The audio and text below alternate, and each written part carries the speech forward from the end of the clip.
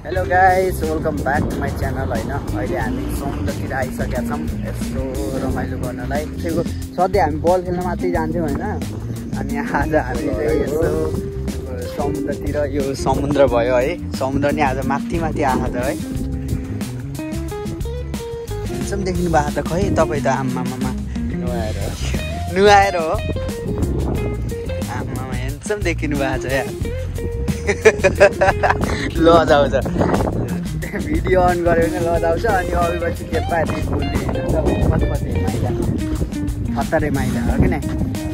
अनि हामी रुममा बसेको धेरै भइसक्यो। लास्टै पछि जाने भने उसले अब पछि हामी अफिस हेड अफिस जान्छौँ। हाम्रो पैसा जति अफिस जाँदै रुममा बस्दै सकिसक्यो। हामी घर खाली पुग्छौँ होइन। अब यस्तो समस्यामा परिरहेछौँ हामीहरू। लास्टै दुःख परिरहेछ हामीलाई। अनि म तपाईँले सङ्खेकिरा देखाइदिन्छु। यस्तो छ पुरै सङ्खेकिरा।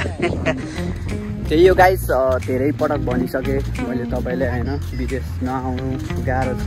विदेश आउनु तर युए नआउनु होइन। मलेसियातिर जानु, उता कतारतिर जानु होइन, साउदीतिर जानु, यता नआउनु। स्यालेरी पनि तपाईँको बढ्दैन। यहाँ जतिसुकै काम गर्नु स्यालेरी बढ्दैन। तपाईँ 10-15 वर्षै बस्नु स्यालेरी तपाईँको कहिले पनि बढ्दैन। अनि त्यही भएर नआउनु गाइस। यहाँ जब चेन्ज गर्नु पनि धेरै गाह्रो छ होइन। मेन पावरले डलेले तपाईँलाई ठुक पारेर लगिहाल्छ है। यस्तो छ हाम्रो समुद्र। यहाँ हाम्रो सिटी जहिले नि म यहाँ आउँदाखेरि सिटी देखाइहाल्छु कि तपाईँहरूलाई। यही यो काम गर्ने ठाउँ होइन। यही तपाईँले ल्याएर यही बोध छ जहिले देखेर। यहाँ पनि के बन्दैछ। विदेशमा सधैँ विकास भइहाल्छ कि डेली नयाँ नयाँ सधैँ यहाँ डेभलप भइरहेको छ भने हाम्रो जिन्दगी चाहिँ जस्तो छ त्यस्तै हुन्छ है। कहिले हामीले विकास गर्न सक्दैनौँ है हाम्रो जिन्दगी त। यहाँ आएर हाम्रो जिन्दगी मात्रै सकिने हो, समय बर्बाद हुने हो, टक्कला भइन्छ। यहाँ आएर हेर्नु भाउजू, तपाईँले यो भिडियो हेर्दै हुनुहुन्छ भने तपाईँको बुढाले हिजो बल खेलेर हातमा चोट लागेर यसरी हिँड्नु भयो होला। सायद भन्नुभयो होला राति सुत्दाखेरि अप्ठ्यारो भयो। यो चाहिँ समुद्रको माथि बनेको आइल्यान्ड हो। आइल्यान्ड भन्नु होला फेरि, यो चाहिँ आइल्यान्ड हो क्या साँच्चै। जुन चाहिँ समुद्र माथि यसरी मानव निर्मित बनाइन्छ यसलाई आइल्यान्ड भन्छ कि आइल्यान्ड। चत्तर हाम्रो उहाँ ठुलो सहर हो क्या। अब हामी यो ढुङ्गामाथि बसेर टक्क लागेर चिसो खाइन्छ है। पछाडिपट्टि ठुलो ठुलो बोर्डहरू छ होइन, देखिराख्नु भएको छ। देखाउनु पर्दैन होला है। हुन्छ कि पुरै टायरहरू लगाएको छ है। खतरा छ त नि। अरे छ्या चुटेको चप्पल।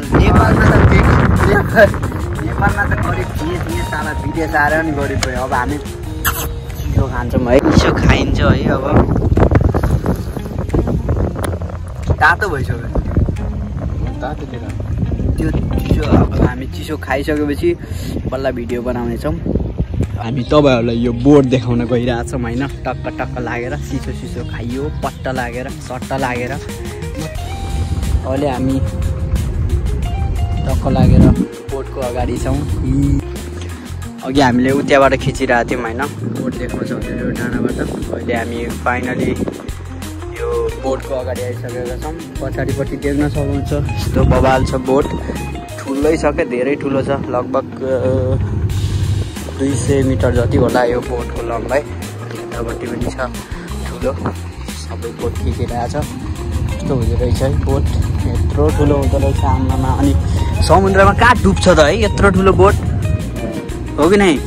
आमामा यति ठुलो बोट त अनि समुद्रमा कसरी डुब्छ? अनि खतरा छ। अनि यसले चाहिँ पुलहरू बनाउँछ जस्तो लागिरहेछ है मलाई। तर यो समुद्रभित्र हुन्छ नि यो पुलहरू बनाउने काम चाहिँ यस्तो यो मेसिनले गर्छ जस्तो छ। पुरै मेसिनहरू छ। यो मेसिन छ है। यो फेरि यो के अरे के भन्छ यसलाई।